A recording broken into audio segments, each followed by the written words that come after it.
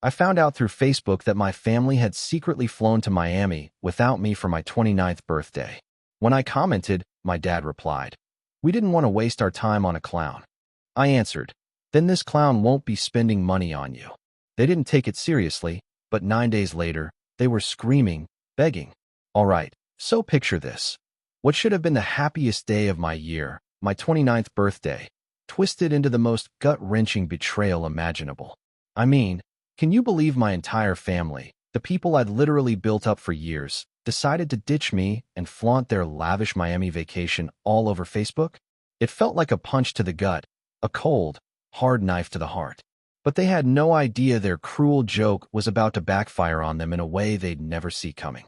Now, before I dive deeper into how this whole thing unfolded, just take a second to hit that subscribe button if you haven't already.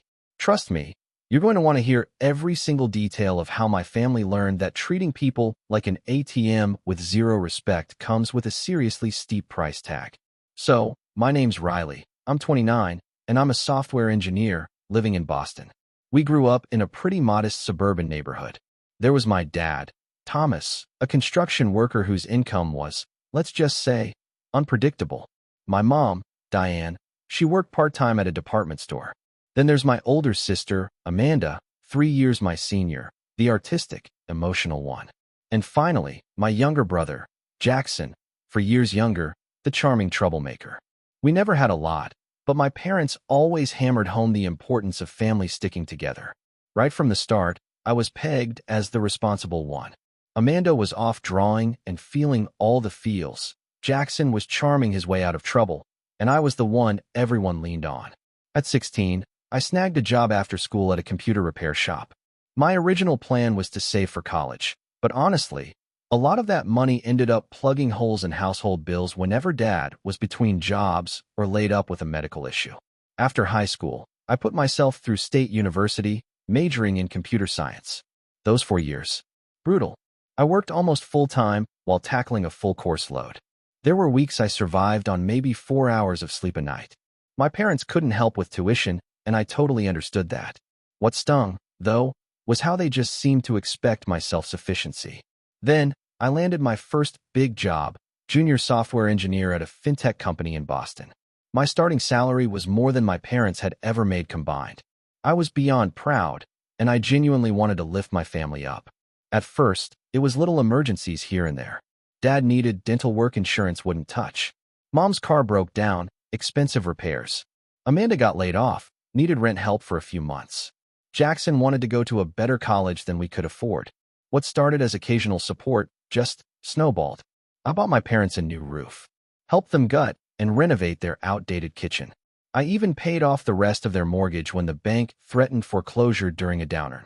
For Amanda, I co-signed her apartment lease and constantly covered the difference when her rent came up short, which was, like, every month. When she totaled her car, I put down the down payment on a new one and set up automatic payments from my account. Jackson? Oh, he benefited big time. I paid a huge chunk of his college tuition, covered his textbooks, his laptop, and gave him a monthly allowance so he wouldn't have to work like I did. I wanted him to have the college experience I never got. And you know what? This financial faucet just kept flowing, even when their situations improved. Dad got a supervisor position, better pay. Mom went full-time, department manager. Amanda finally landed a decent marketing job. Jackson was on track to graduate with great prospects. Yet, somehow, the financial dependency never shrank. New emergencies, new needs, new wants always materialized. I really didn't mind helping. They're my family, my blood. I love them. But what started to grind at me, really get under my skin, was the utter lack of appreciation. Thank yous became rarer than a unicorn. Any consideration for my time, my feelings? Almost non-existent. If I couldn't make a family function because of work, I was guilt-tripped instead of understood. When I dared suggest they take more financial responsibility as their incomes grew, I was made to feel selfish, even ungrateful for my own success. Can you believe the nerve? Birthdays, though? Birthdays were sacred in our family. Growing up poor, my parents always made them special. No fancy gifts, but always a homemade cake, heartfelt cards. The birthday person picked dinner and was chore-free for the day. As an adult, I tried to keep that magic alive for them. For Dad's 60th, I threw and paid for a huge surprise party. For Mom's milestone a year later, I sent them both on their first ever cruise. Amanda's 30th? A spa weekend with her friends. Jackson's 21st? I flew him and two buddies to Vegas for an unforgettable weekend.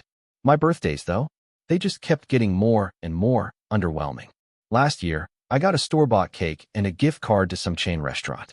The year before, they forgot entirely until I casually mentioned it on a Sunday call, which resulted in a flurry of hastily sent texts with cake emojis. It hurt. Oh, it stung like hell. But I just swallowed it, making excuses for them, telling myself everyone was just busy. This year, my 29th, I tried again. At our monthly family dinner, I cautiously brought it up. So, my birthday's in a couple weeks. I was thinking maybe we could all hit that new steakhouse downtown. My treat, of course. Dad barely looked up from his plate. Oh yeah? End of the month, right? Let me check my schedule. He never did. Mom was more enthusiastic. Sounds lovely, sweetie. I'll make sure everyone keeps that day open. But no concrete plans. Amanda immediately started rambling about a work deadline. Jackson was glued to his phone the whole time. I left that dinner with the familiar nod of disappointment, but still clung to a sliver of hope they might surprise me. Maybe they were planning something super special and keeping it secret. The thought gave me a little comfort as my birthday neared. Little did I know, the surprise they had in store was far darker than I could ever imagine. The morning of my 29th birthday, I woke up, half expecting my phone to be buzzing with texts and calls. Empty. Just work notifications and app updates. Not a single happy birthday. Not even in our family group chat that usually pinged nonstop with memes and random chatter. They're probably waiting to call later, I told myself, trying to silence the growing dread. Or maybe they'll surprise me at the office. I forced a smile as I headed out. At work, a few colleagues wished me well after seeing the company calendar. My team lead even brought cupcakes, which was nice, but standard for everyone. By lunchtime, still nothing from family. I ate my sandwich alone at my desk, desperately scrolling social media to distract myself from the heavy, sinking feeling in my stomach. And then I saw it. My thumb froze mid-scroll. My brain just stopped. It was a photo, posted by Amanda, just 2 hours ago. The caption, Day 1 of family vacation. Miami sunshine is just what we needed. Hashtag blessed. Hashtag family time, hashtag sunshine. There they were, Mom, Dad, Amanda, Jackson, posing on Miami Beach, wide, beaming smiles, tropical drinks in hand. Mom was rocking a new sun hat I'd never seen. Dad had his arm around her, looking more relaxed than I'd seen him in months. Amanda and Jackson were flashing peace signs, their skin already a golden tan. My hand started shaking so violently I had to put my phone down. A wave of pure nausea washed over me as the horrifying reality crashed down. My entire family, on vacation, in Miami, on my birthday, without even telling me, let alone inviting me. I picked up my phone again, desperate for some other explanation. Maybe an old photo? Maybe a last-minute weekend trip and they'd be back for dinner? But as I scrolled Amanda's profile, more photos appeared. Instagram stories showing them at the airport yesterday morning. Check-in posts at a ridiculously expensive beachfront resort. A group selfie caption. Finally taking that family getaway we've all been needing. 7 days of pure relaxation ahead. 7 days. They had planned this. This wasn't spontaneous. This was a deliberate, coordinated family vacation that excluded only one person. Me. My colleague, Samantha, saw my face. Riley, you look like you've seen a ghost. Are you okay? I couldn't find the words. How do you tell someone your entire family flew to Miami on your birthday without you, and then plastered it all over social media, celebrating their wonderful family time, while ignoring your very existence? I'm not feeling well, I mumbled. I think I need to go home. Samantha, bless her, looked concerned but didn't push. Of course, it's your birthday. You shouldn't be here if you're sick. Go home and rest. I packed my laptop mechanically, my mind a chaotic mess. The subway ride home was a blur. Once inside my apartment, I collapsed onto the couch and started the masochistic task of scrolling through more photos and posts. There was Jackson at a poolside bar, starting Valkyrie right. Hashtag no worries, hashtag family first. My mother posted a sunset photo with Dad. So grateful for this time away with the people who matter most. Hashtag blessed family. The comments made it even worse. Extended family and friends asking about their sudden trip. My Aunt Laura. Looks amazing. Was this plan long? So jealous. My father replied. Been planning this for months. Needed a real family getaway. Months. They had been planning this for months. Every family dinner, every phone call, every text exchange, they all knew about this trip. And they had deliberately kept it from me. Then came the comments that utterly shattered me. My cousin Drew commented on one beach photo. Whole family looks great. Where's Riley? My mother responded. Just us four on this trip. Sometimes you need a break from routine. I was the routine they needed a break from. I, who had given them everything I could, who had supported them financially and emotionally for years, who had never asked for anything in return except basic appreciation and inclusion. I was the one they needed a break from. The physical pain of that realization was overwhelming. My chest tightened, my breathing turned shallow. Tears burned in my eyes, but wouldn't fall, as if even my body was too shocked to react. I just sat there, scrolling through more evidence of their betrayal, watching them bask in the sun and sea on my dime, because I knew with absolute certainty this trip was at least partially funded by my generosity. More photos rolled in. Fancy dinners, designer shopping bags, jet skis, parasailing. All expensive activities, all likely paid for by the money I regularly provided. Not once, in any photo, caption, or comment, was there any mention of my birthday or my absence. It was as if I didn't exist in their world at all, except as the invisible bank account that made their luxuries possible. As evening fell, I sat in my darkened apartment, still scrolling. My phone remained silent. No birthday calls, no texts, not even the generic social media greeting distant acquaintances might offer. The complete absence of acknowledgement felt deliberate. A calculated erasure of my existence on the one day that should have been about celebrating it. I debated what to do. Call them. They might not even pick up, too busy with their beachside cocktails. Send a private message? Too easy to ignore. After hours of hurt building into something harder, sharper, I decided on the most public approach possible. The same platform they had used to flaunt their betrayal. Under Amanda's most recent beach photo, I typed a single word. Why? Simple. Direct. Impossible to misinterpret. I put my phone down and tried to watch TV, but kept checking for responses. An hour. Nothing. 2 hours. Still nothing. Were they ignoring me? Or just too busy having blessed family time to notice? Just as I was about to give up, my phone pinged. A reply to my comment. It was from my father. We didn't want to waste our time on a clown. The words hit me like a physical blow. My own father, publicly calling me a clown. In seconds, notifications exploded. My mother added a laughing emoji. Amanda, Dad, brutal but true, with a crying laughing face. Jackson, a clown emoji and a thumbs down. My hands trembled as I typed my response, a fiery rage burning away the hurt. Then this clown doesn't want to spend money on you. I hit send before I could even reconsider, my heart pounding like a drum. Their response was immediate, but so utterly dismissive. Amanda messaged, LOL. Someone's jealous. Jackson added, don't worry, bro. We'll bring you a souvenir. Can't take a joke. Typical Riley drama. Then my phone rang. It was Mom. I answered, my voice tight.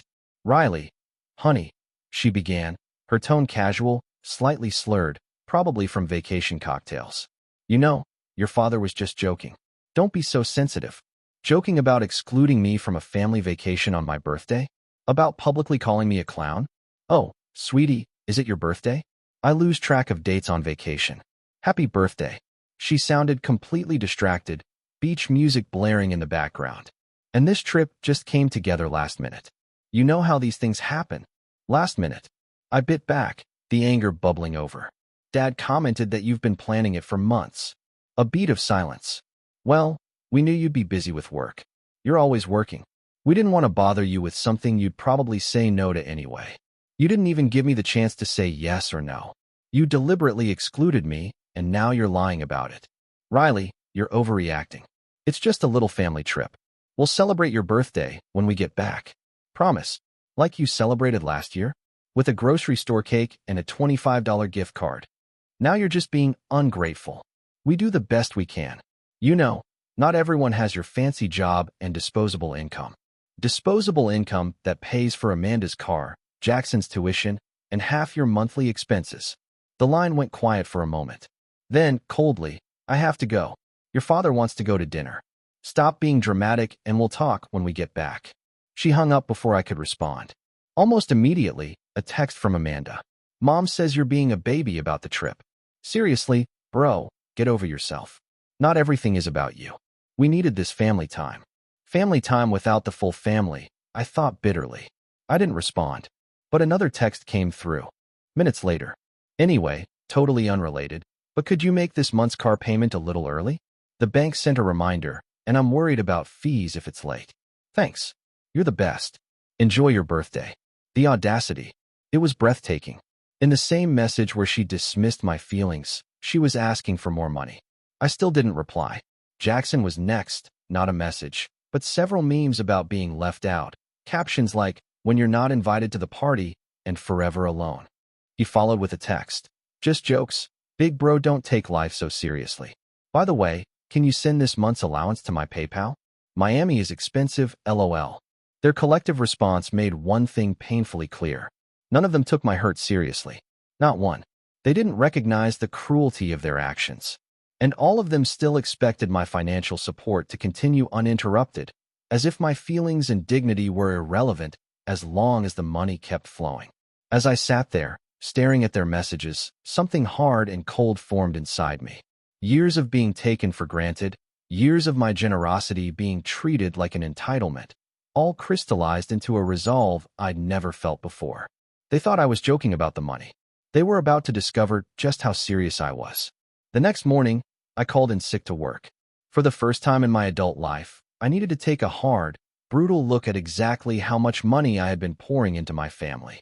I knew it was substantial, but I'd always avoided calculating the total, partly because I didn't want to seem transactional about helping the people I loved, and partly because I suspected the number would be absolutely shocking. I opened my laptop and began methodically sifting through my financial records. First, my parents. Over the past 5 years, I'd paid for a new roof, $15,000. Kitchen renovation, $22,000. Bathroom updates, $8,000. Medical bills not covered by insurance, roughly $12,000. Monthly loans that were never repaid, averaging $600 a month for 5 years. That's $36,000. The remaining mortgage, $47,000. Various emergency expenses, car repairs, appliance replacements, about $18,000. The total for just my parents, a staggering $158,000. And that didn't even include birthday gifts, holidays, dinners out, countless smaller things I'd covered without thinking. Next, Amanda's expenses. Down payment on her car, $6,000. Monthly car payments for 3 years, $16,000. Rent assistance, averaging $400 monthly for 5 years, $24,000. Emergency loans for everything from dental work to a professional wardrobe, about $15,000. Amanda's total, $61,000. Finally, Jackson. College tuition contribution for 4 years, $40,000. Textbooks and laptop, $6,000. Monthly allowance of $500 for 4 years, $24,000. Spring break trips and other college experiences, $8,000. Jackson's total, $78,000. I stared at the final number on my screen, $297,000. Nearly $300,000 over 5 years. Money that could have gone toward buying my own home, investing for my future, or simply enjoying the fruits of my hard work. The revelation left me breathless. I'd known it was a lot, but seeing the actual figure, it was absolutely staggering. What was even more staggering was realizing how little appreciation, how little respect I had received in return. My 29th birthday, spent alone while they vacationed in Miami, was the perfect, bitter symbol of our entire relationship dynamic. I took a deep breath and began making phone calls. First, my bank. I canceled all automatic transfers to my family members' accounts. The customer service rep asked if there was a problem. "No problem," I replied, my voice steadier than I expected. "I'm just ending these payments permanently." Next, I called the financing company for Amanda's car. I explained I would no longer be making payments. The rep warned me that as co-signer, my credit could be affected. "I understand," I said.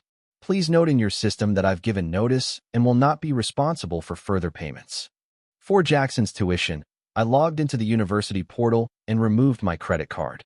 For his monthly allowance, I canceled the recurring PayPal transfer. Each action felt simultaneously painful and incredibly liberating. These were people I loved, people I had wanted to support and see thrive, but they had shown me clearly that they didn't value me as a family member, only as a financial resource. As I made these changes, text notifications started popping up. Automated messages from banks about canceled transfers, payment reminders for accounts I'd just removed myself from. I muted them all. Let the consequences unfold without my immediate attention. That evening, I drafted an email to my supervisor, explaining I needed a few personal days. I had weeks of unused vacation time, always too dedicated to work to take more than the occasional long weekend. Now, I would use some of that time to process this fundamental shift in my life and prepare for the inevitable confrontation. The next few days passed in a strange, quiet limbo. My family was still in Miami, completely unaware of the financial changes I'd implemented. I used the time wisely. I consulted with a financial advisor about managing my money better going forward, and I spoke with a therapist specializing in family dynamics to help process the crushing feelings of betrayal and to set healthier boundaries. By the 5th day after my birthday, I felt stronger, clearer about my path. I would not resume financial support unless there were genuine consequences and real, fundamental changes in our relationship. I would demand respect and consideration as a condition of any future assistance, and I would need a sincere acknowledgement of how deeply their actions had wounded me. Little did I know, while I was making these resolutions, the first financial dominoes were already beginning to fall back in Miami. Their vacation bliss was about to come to an abrupt, screeching halt. My family's 7-day Miami vacation continued, oblivious. Their social media feeds were a constant stream of beach photos, fancy dinners, tourist traps. Not once did any of them mention my birthday again, or express any regret about their hurtful comments. As far as they were concerned, the minor drama had been resolved, and everything would just revert to normal. My therapist helped me see how my endless generosity had, ironically, enabled their entitled behavior. By always being the safety net, I'd allowed them to shirk responsibility and never truly appreciate my contributions. It was a painful realization, but also empowering. I couldn't change their behavior, but I could absolutely change mine. No messages came my way. They were still mad about my comment, probably expecting me to apologize first. They returned from Miami on a Sunday evening. I knew because Jackson posted the obligatory back to reality airport selfie. I expected to hear from someone that night, or at least Monday morning, if only to resume the usual pattern of financial requests. But Monday passed in complete silence. No calls, no texts. Tuesday morning, the first signs of my financial changes hit. My mother called at 7:30 a.m., her voice tight with confusion, the edges of panic already there. "Riley, there must be some mistake with the bank. The money you usually send for the household bills hasn't shown up in our account." "It's not a mistake," I replied, my voice unnervingly calm. "I canceled all the automatic transfers." A beat of stunned silence. "Very funny. This isn't the time for jokes, Riley. The mortgage payment is due tomorrow." "I'm not joking. And it's not a mortgage payment, Mom. I paid off your mortgage last year. It's your property tax escrow payment. Whatever it is, we need that money. Your father and I have budgeted with that in mind. You should have thought about that." I shot back, the calmness cracking, before taking a luxury vacation to Miami without me and publicly humiliating me on my birthday. Her tone turned ice cold. "So, this is some kind of revenge. How childish can you be? It's not revenge. It's consequences. You can't treat someone like they don't matter and then expect them to keep supporting you financially. We were joking. You know your father doesn't mean half the things he says. You're blowing this whole thing out of proportion. If it was just the hurtful comment, maybe. But you all deliberately excluded me from a family vacation that fell on my birthday. A vacation you'd been planning for months while lying to my face about it. We didn't think you'd want to come. You're always so busy with work. You never even asked me.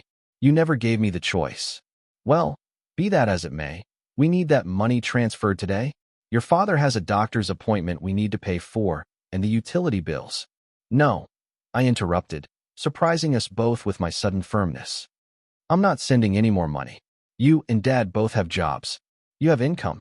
You need to figure out your finances without my help from now on. You can't be serious." Her voice rose, shrill with disbelief. "After everything we've done for you. What exactly have you done for me, Mom?" I asked, a bitter edge to my voice. "What have any of you done for me lately? Except take, and then exclude me from your lives when it suited you." She hung up without a word. Within minutes, my father called. I let it go to voicemail. His message was a volatile mix of anger and disbelief, laced with vague threats about family loyalty and how I would regret turning my back on blood. An hour later, Amanda called, sobbing. The bank had notified her that her car payment had bounced, resulting in a late fee and a warning about possible repossession if the account wasn't brought current immediately. "I don't understand," she wailed. "Did you forget to make the payment? They're saying it's 2 weeks late." "I didn't forget," I stated flatly. "I notified the finance company that I won't be making any more payments on your car." Her tears stopped abruptly. "You what? You can't do that. You promised you'd help me with the car. You're the co-signer." "Yes. And as the co-signer, I've been making 100% of the payments for 3 years while you spend your income on designer clothes and weekly salon appointments. That's not fair. I have expenses too." "So do I. And one of my expenses, for too long, has been financially supporting ungrateful family members who don't even want me around on my birthday." "Oh my God. Are you still on that?" "It was just a vacation, Riley. We didn't invite you because you're always such a downer with your budgeting talk and responsible adult routine. We wanted to have fun for once." Her words confirmed everything I had suspected, but hadn't wanted to admit to myself. They hadn't excluded me because they thought I was busy or wouldn't want to come. They had excluded me because they simply didn't enjoy my company. They didn't want the responsible one around to potentially question their extravagant spending or reckless choices. "Well, now you get to be the responsible adult," I told her, my voice cold. "The next car payment is due in 2 weeks. I suggest you figure out how to make it." Jackson was next. His carefree vacation persona was completely gone. "Dude, what the hell? The university finance office says my tuition payment for next semester hasn't been made, and my building manager says the rent for my apartment is late. What's going on? I'm no longer covering those expenses." Unlike the others, Jackson seemed genuinely confused, not immediately angry. "But why? What did I do?" "It's not what you did. It's what you all did. The Miami trip, the public humiliation, the complete disregard for my feelings. That was just messing around. I didn't know you were seriously upset." "Well, I am. And I'm seriously done being the family ATM while being treated like an outsider. But this is my education we're talking about. And my housing. I could get kicked out. You have options. Get a job. Apply for financial aid. Ask Mom and Dad for help. Take out student loans like most other college students." "That's so messed up, Riley. I thought you wanted me to have a better college experience than you did. The guilt trip might have worked before, but not now. I wanted my little brother to appreciate the opportunities he was given. Instead, you joined the rest of the family in excluding and mocking me." The individual calls and texts kept coming, throughout the day and into the next. Sometimes angry, sometimes pleading, occasionally trying to guilt me with comments about family obligation and how much they had sacrificed for me growing up. I remained firm, though each interaction drained me emotionally. By the end of the week, the tone of their messages had shifted from angry entitlement to genuine worry. My mother left a voicemail saying they were struggling to cover basic expenses. Amanda texted that she had received a formal warning from the auto finance company. Jackson sent a screenshot of an email from his university about his enrollment status being in jeopardy due to unpaid fees. 9 days after they had returned from Miami, I received a call from my father. His voice, normally so confident and often dismissive, sounded genuinely shaken. "Riley, we need to talk. All of us. Face to face. This has gone far enough." "I agree," I said, surprising him with my calm agreement. "Tomorrow evening, at your house, 7 o'clock. "We'll be here," he replied, an unusual note of humility in his tone. "And Riley, we should have handled things differently with your birthday and all." It wasn't quite an apology, but coming from my proud father, it was the closest thing I'd heard in years. I ended the call feeling both apprehensive and incredibly resolute about the confrontation to come. I arrived at my parents' house at exactly 7 o'clock the next evening, a thick folder of financial documents tucked firmly under my arm. From the driveway, I could see all the lights on, silhouettes moving around the living room. My family was already assembled, waiting for me. Taking a deep breath, I walked up to the front door, a door I had helped pay to replace just 3 years ago when a storm damaged the original. Instead of using my key, as I normally would, I rang the doorbell. This wasn't a casual family visit. This was a reckoning. My mother opened the door, her expression a complex mixture of relief, weariness, and a lingering indignation. "Riley, come in." No hug, no warm greeting. The tension in the air was palpable. In the living room, my father sat in his favorite recliner, his posture rigid and defensive. Amanda was on one end of the couch, her eyes red-rimmed from crying. Jackson paced near the window, looking more like a trapped animal than the carefree college student he usually projected. All of them watched me enter with a mixture of resentment and raw desperation.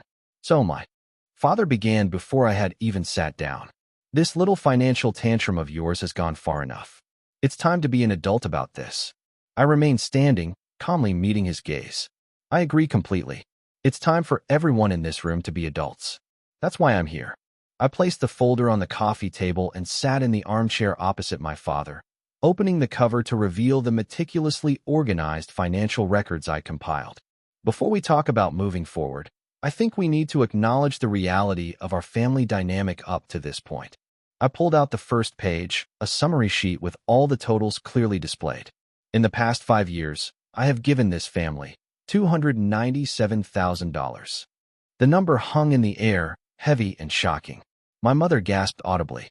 Amanda looked away, shrinking into the couch. Jackson stopped pacing dead in his tracks.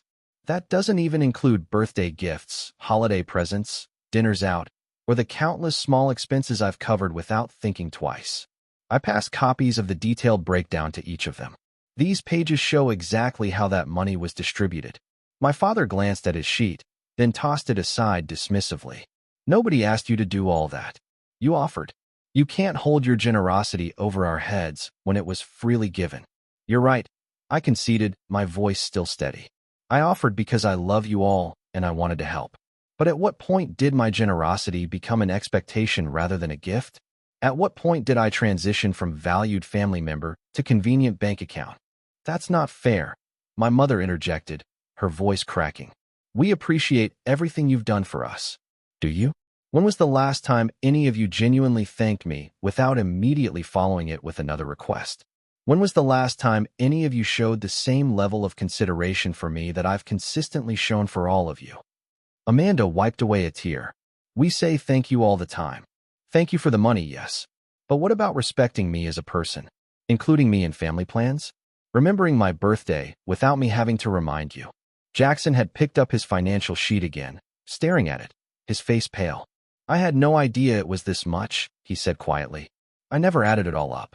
"Neither did I admitted. "Not until last week. But this isn't actually about the money.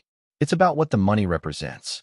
It represents years of me putting this family first, often at the expense of my own needs and goals.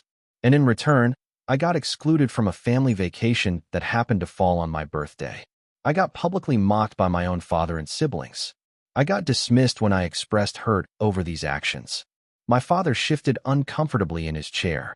"It was just a joke that went too far. We didn't think you'd take it so seriously." "Would you have made the same joke to Amanda? To Jackson? Or is it only acceptable to mock me because I'm the one who pays for everything?" Silence. No one answered. I continued, my voice steady despite the emotion building inside me.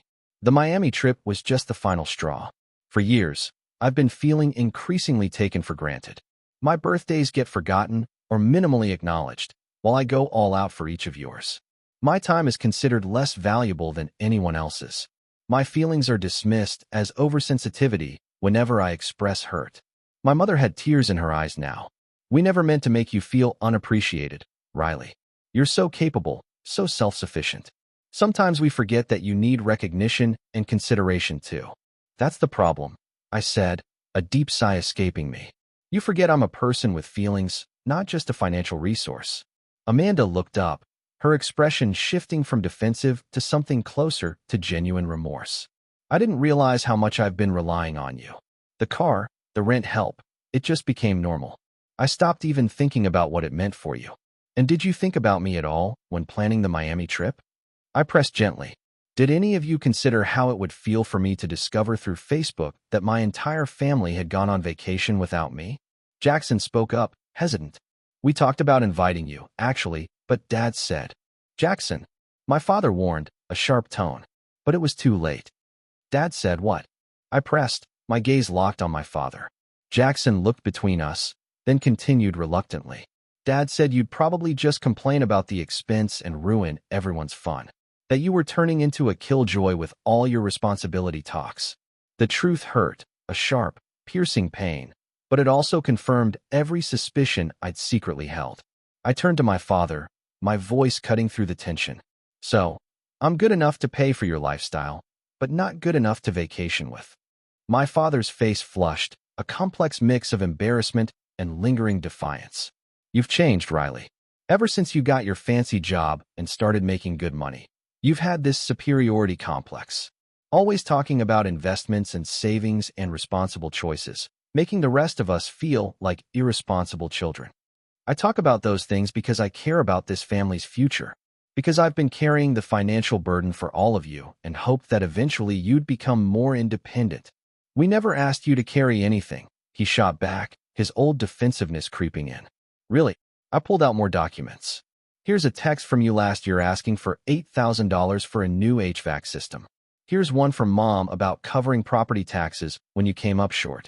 Here's Amanda asking me to pay for car repairs on top of the regular payments I was already making. Here's Jackson requesting extra money for spring break beyond his monthly allowance. I laid each piece of evidence on the table, one by one.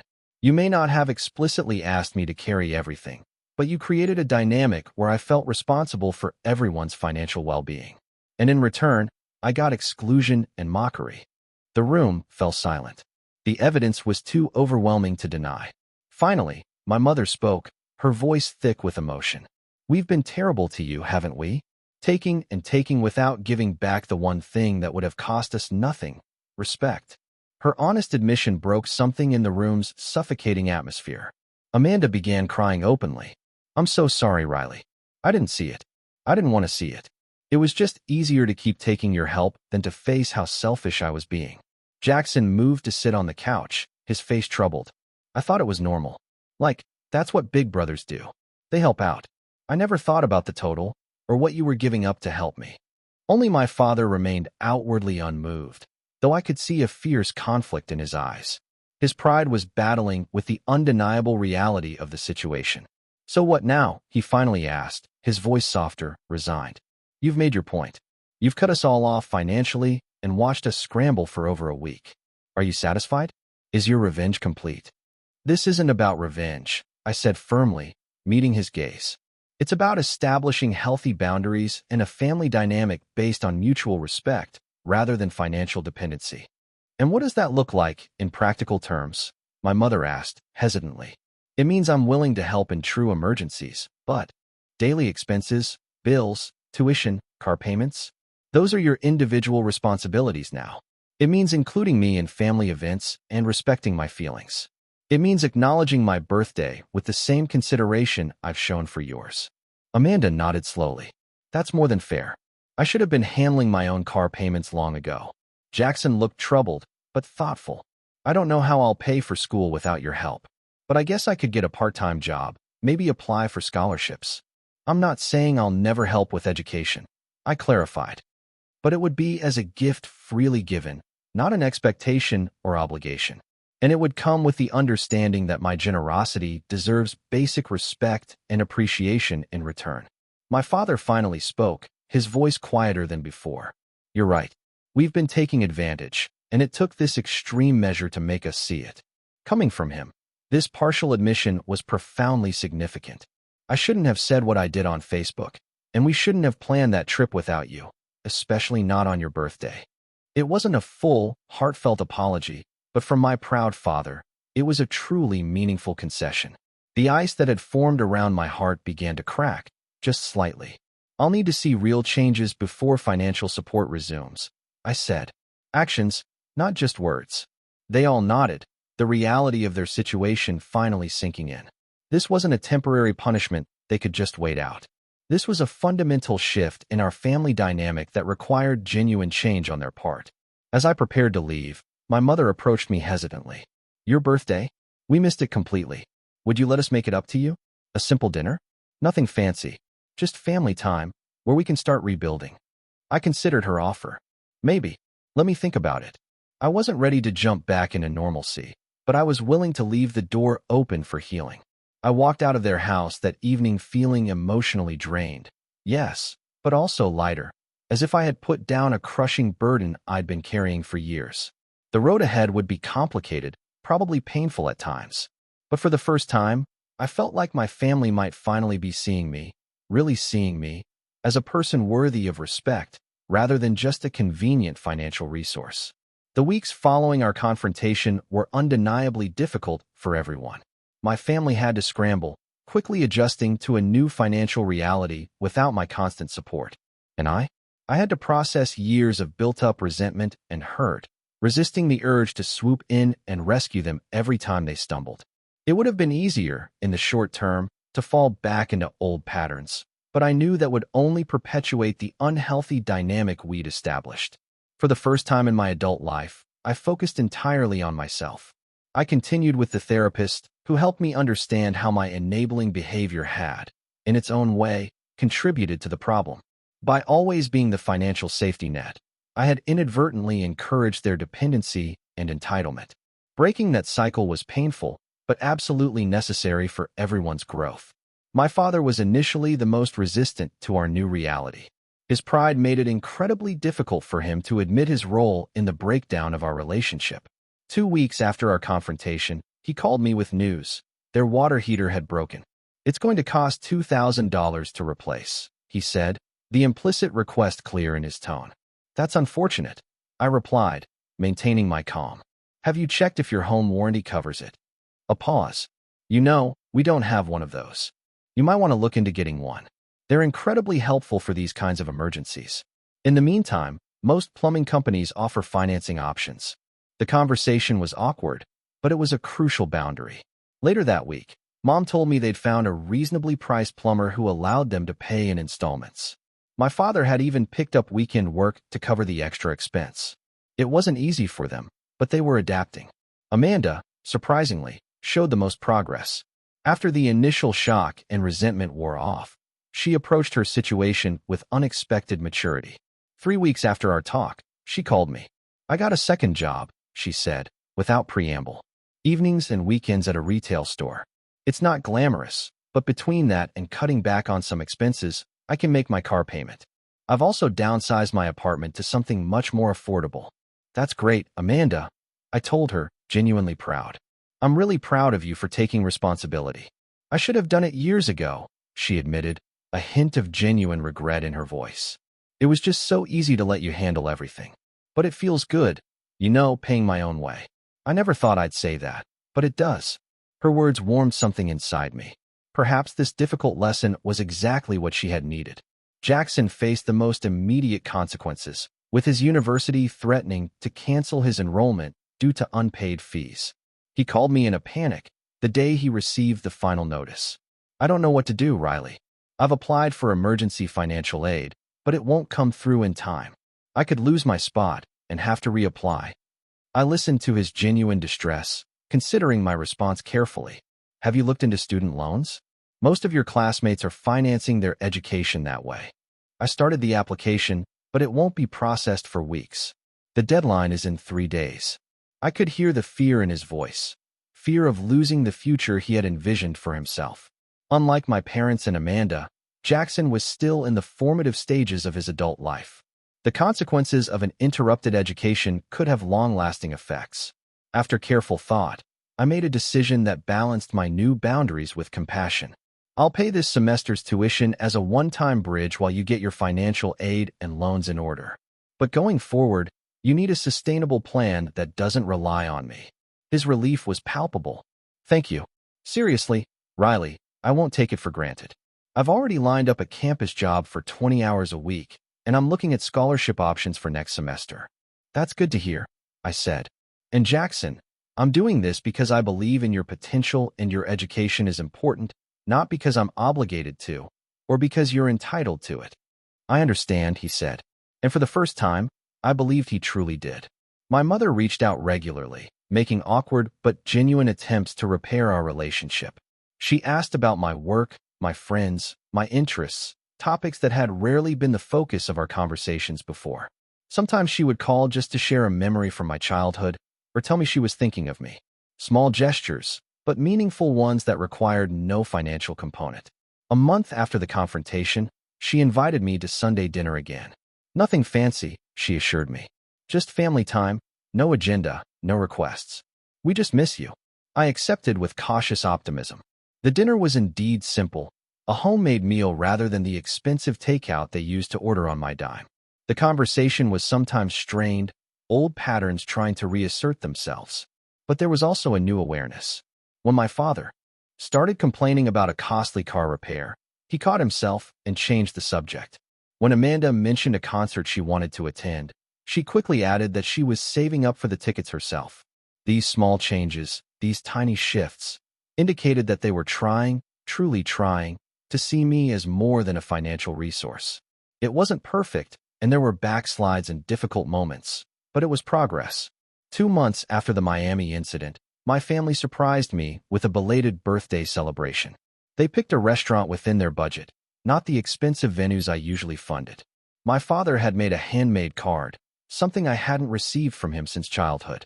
Amanda had framed a photo of us from years ago, before money had complicated our relationship.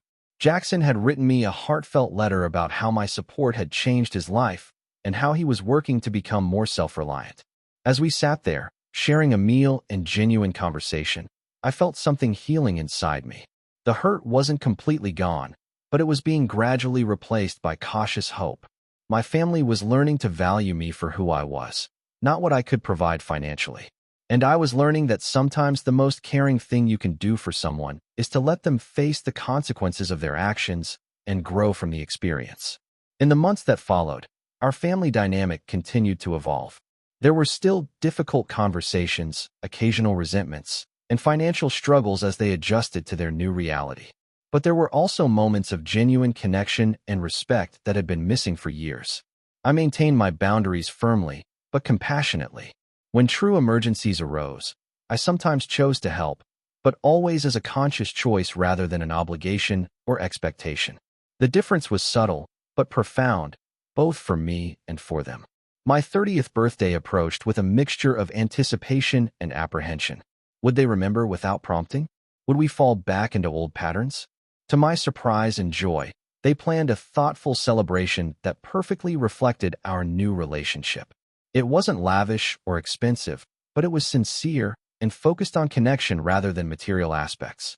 As I blew out the candles on a homemade cake, my favorite flavor, which they had actually remembered, I realized that the painful lesson of my 29th birthday had ultimately given me the greatest gift possible, a family that valued me for myself, not my wallet. The journey hadn't been easy, and we still had work to do, but we were building something healthier, more authentic, than what we had before. I had learned that true family values are respect and appreciation, not just financial support. Setting boundaries, though initially painful, ultimately creates healthier relationships for everyone involved. Sometimes, the most loving thing you can do is stand firm and require others to take responsibility for themselves. What began as a story of betrayal had transformed into one of growth and renewed connection. My family learned that treating people like commodities eventually backfires, and I learned that enabling harmful behavior isn't actually helping anyone. True love sometimes means having the courage to say no and demand the respect you deserve. Looking back now, I can almost be grateful for that Miami trip and that crushing Facebook revelation. Without that painful catalyst, we might have continued our unhealthy patterns indefinitely. Sometimes, it takes hitting bottom to start building something truly better.